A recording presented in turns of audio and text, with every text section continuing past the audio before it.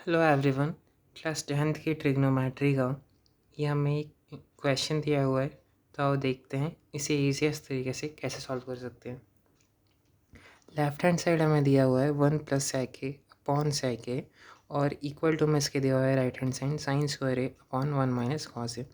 इस क्वेश्चन को सॉल्व करने के लिए एनसीईआरटी में हिंट दिया हुआ है कि हमें इन दोनों को सेपरेटली सॉल्व करना होगा, यानी कि पहले हम एलएचएस को सॉल्व करेंगे, फिर हम आरएचएस को सॉल्व करेंगे।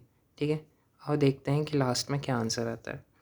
तो हम पहले एलएचएस का यूज़ करते हैं, जो कि हमें दिया हुआ है 1 + sec a अपॉन sec।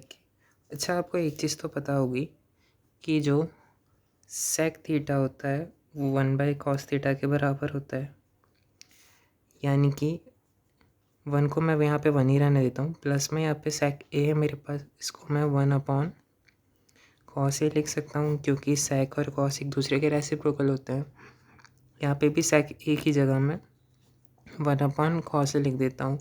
और जब यहाँ कुछ नहीं होता तो हमें पता है डिनोमिनेटर में हम 1 को लिख सकते हैं।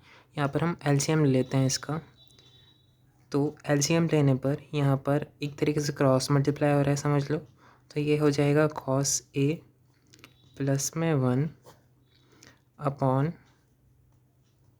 cos a, और नीचे हमें 1/cos a दिया हुआ है। अब यहाँ नीचे भी cos है, यहाँ नीचे भी cos है, तो इन दोनों को हम कैंसिल कर सकते हैं। तो लास्ट में जो आंसर बच रहा है वो है cos a + 1। इसको सही तरीके से लिखूँ तो मैं 1 + cos a लिख देता हूँ। ये हमारा एलएचएस था। ठीक है, अब हम आरएचएस को अलग तरीके से सेपरेट सॉल्व करेंगे। तो अब हम आरएचएस ले लेते हैं, जो कि हमें दिया हुआ है sin square a upon 1 - cos a। इसके बाद हमें पता है कि sin square theta plus cos square theta जो होता है वो 1 के बराबर होता है। अब अगर मैं इस cos स्क्वायर थीटा को यहाँ भेजूँ तो यहाँ ये प्लस का था, तो यहाँ ये माइनस का हो जाएगा, तो ये 1 - cos स्क्वायर थीटा हो जाएगा। ठीक है, तो इस sin स्क्वायर ए की जगह में 1 - cos स्क्वायर ए लिख सकता हूँ, तो ये 1 - cos स्क्वायर ए हो जाएगा, और नीचे भी 1 - cos ए हो जाएगा।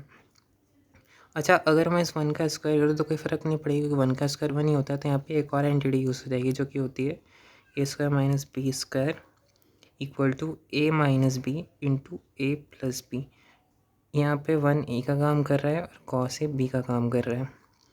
तो यहाँ पर मैं 1² - cos स्क्वायर a की जगह लिख सकता हूँ 1 - cos a into 1 + cos a upon 1 - cos a। 1 - cos a से 1 - cos a कैंसिल हो जाएगा, और यहाँ नीचे हमें मिलेगा वो बचा हुआ 1 + cos a।